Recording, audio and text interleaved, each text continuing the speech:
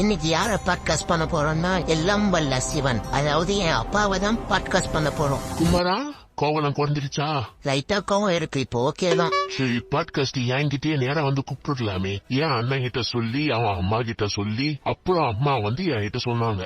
ஏன் அதெல்லாம் அவன் சொன்னா புரியாதுப்பா. அது சரி. அப்பா ஏன் எனக்கு அந்த நாணயப்பழம் தரல? நீங்க சொன்ன மாதிரியே உலகத்தை முதல்ல சுத்தினது நான் தானே.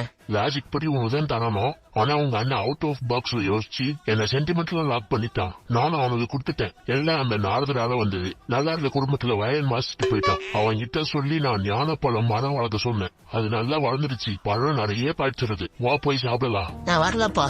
என்ன நம்பி இந்த நாடும் நாட்டு மக்களும் இருக்காங்க. அவங்கள விட்டு என்னால வர முடியாது. இப்ப நான் ரொம்ப பிஸி. சரி குமரா, இத அப்படின்னு நான் தெய்வானே கிட்ட சொல்லிடுறேன். ஐயோ அதெல்லாம் வேணாம்ப்பா, நான் வரேன். நம்ம பையன் புதுசா 3D பிரிண்டிங் பிசினஸ் ஸ்டார்ட் பண்ணிருக்கான். என்னோட கீ செயின்ஸ் என்ன மாதிரியே இருக்க ஸ்டாச்சுஸ் எல்லாம் விக்கிறா. பயோல லிங்க் இருக்கு, பிடிச்சிருந்தா வாங்கிக்கோங்க.